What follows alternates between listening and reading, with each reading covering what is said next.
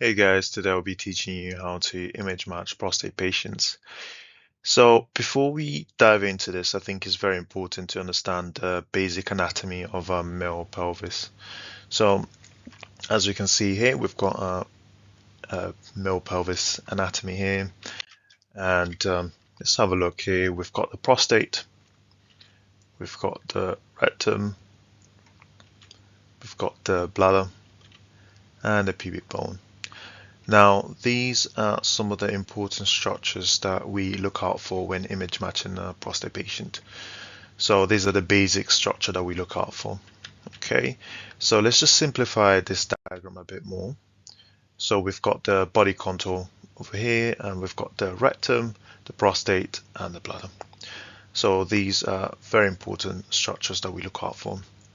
And you may have noticed that before our prostate patient comes in for treatment, we would get them to empty their bowels and drink water. Now, you may be asking yourself, why is that? And this is because the rectum and the bladder do change volume from day to day. So, radiotherapy is all about consistency, and as you can imagine, if a patient comes in on a particular day, the rectum could be much bigger or the bladder could be much bigger or vice versa. So it's very important to ensure that we can maintain those volumes consistently from the first day they had CT. So how do we do that?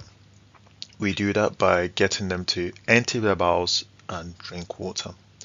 But what happens if we don't do that? What happens if we just let patients come in however they want to come in? So on scenario one, we would have a bigger bladder. And in this instance, as you can see by the animation here, the bladder gets bigger and it pushes the prostate out of position. And if you can imagine a PTV being here, so the planning target volume being here, that pushes the prostate out of the PTV, meaning that we would underdose the prostate and overdose the bladder. Okay, so there will be a higher toxicity and more side effects. So it's very important that we can maintain a consistent bladder volume and not have a bigger bladder. And the same also happens when the bladder is much smaller. So what would happen is that if the bladder is smaller, the prostate will still move out of position. So it's very important to maintain a consistent bladder volume. So in scenario two, we can see we could have a rectum which is much bigger. So what would happen? So as you can see by the animation, the rectum will push the prostate out of position. So we would overdose the rectum and underdose the prostate. So more side effects to the rectum. So as you can see, with both rectum and bladder volume, it's very important to maintain that consistency, and that ultimately reduces the overall side effects at the end of the treatment for the patient. So some of the actions that we can take in order to prevent this is to get patients, as mentioned earlier, to empty bowels and and bladder completely, and then drink water. So we would recommend to drink a consistent amount of water, which should be indicated by a CT, and then wait. So they could be waiting for 30 minutes or 45 minutes, depending on how long they waited on the first day of CT. So by doing this, we can ensure that we can maintain a consistent amount of volume for our patients. Now, it doesn't necessarily mean that we are 100% guaranteed to have the same amount of volume each day, but that just increases the chances of ensuring that we can maintain a consistent volume. So coming back to our image matching case, let's have a look. Okay, so we've got Mr. Gerald Hyde, age 52, treatment intent radical. So what that means is that we are actually trying to cure this patient. We're not just relieving the symptoms, but we are actually curing to remove the tumor. And the site is prostate, and then fraction 12 out of 20. So this patient may have 6 degrees and 20 fractions. So in the notes we can see that the patient drank 3 cups of water and waited 45 minutes. No relevant issues. So they probably emptied their bowels and then drank. So they both the bladder and bowels and then drank 3 cups of water and waited for 45 minutes for the bladder to fill up. Okay, so before we even proceed to image match, it's very important to understand our tolerances. So this does depend from department to department. So one department may have a certain uh, tolerance for prostate patients from another department.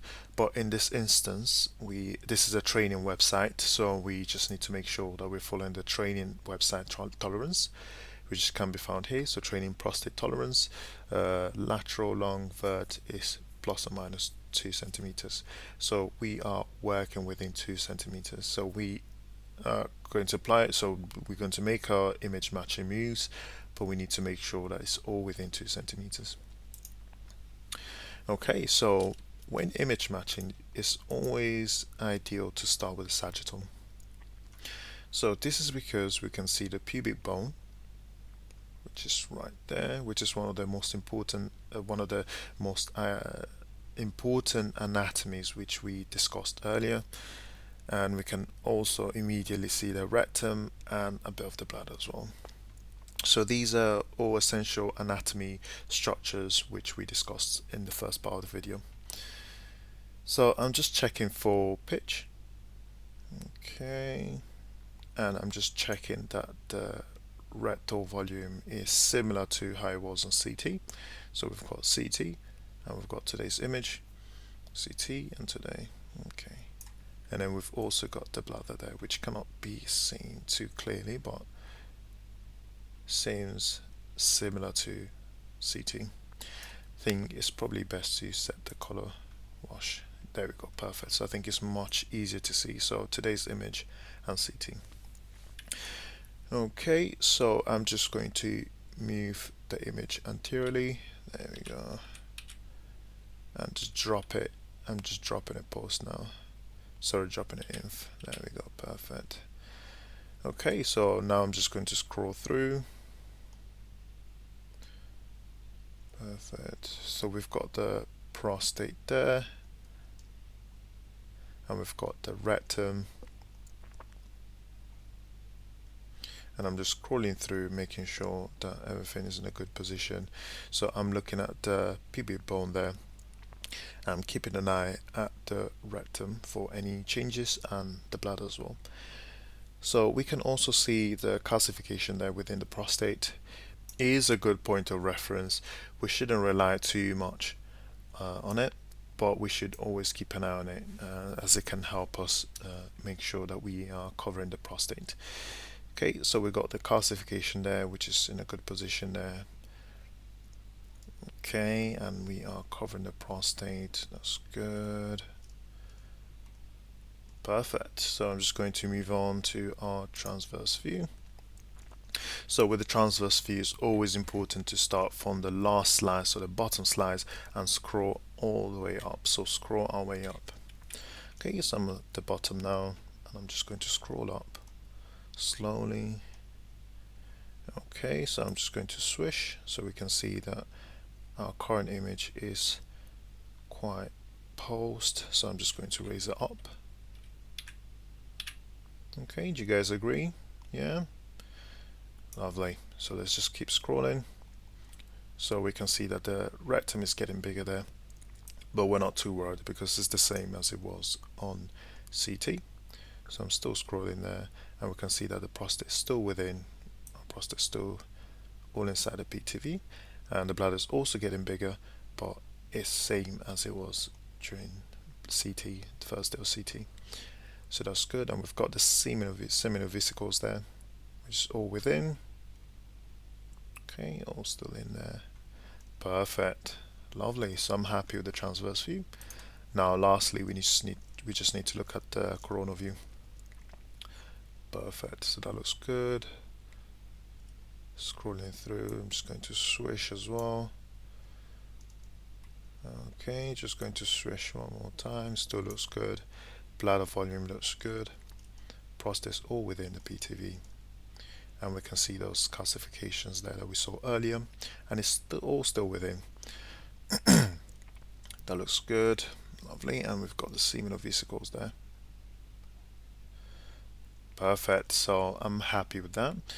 So we initially started off with the sagittal view, and we had a look at the pubic bone and the bladder, the rectum, and the prostate, and we ensured that the prostate was covered within the PTV.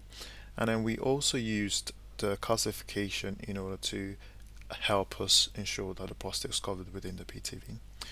So we did mention that the bladder volume and the rectal volume is similar to how it was on CT, which is really good. And then we moved on to the coronal view, and we had a brief look, and we were happy with both prostate coverage and seminal vesicles, and it still looked good there. Perfect. So we had a look at all viewing planes, so it's very important to ensure that we are looking at all viewing planes, both coronal, transverse, and sagittal as well. And we double checked our tolerance, which is 2. So let's just double check our table on the bottom left. We can see that on the vert we've got 0.3, long minus 0.3, lateral 0. So we did minimal moves, and it's all within 2. And our coverage is great. Our rectal volume and bladder volume is similar to how it was on CT, so I am happy to treat. Are you happy? Let's go for it. So just checking the coverage across all slides. Let's just see. Perfect. Lovely. So we've got the correct decision, and is your treatment site within the PTV? Prostate covered, which is good. Are you within training tolerance, which is good. So we made sure that we were within our training tolerance, and we made sure that it's all covered, so we are happy. Okay, thank you very much for watching this video. Hopefully it was helpful to you. If you do have any concerns or any questions, please feel free to leave a comment below, and if you would like any improvements in the video, just let us know and we can always make those improvements. Thank you so much for watching, guys. Have a good one.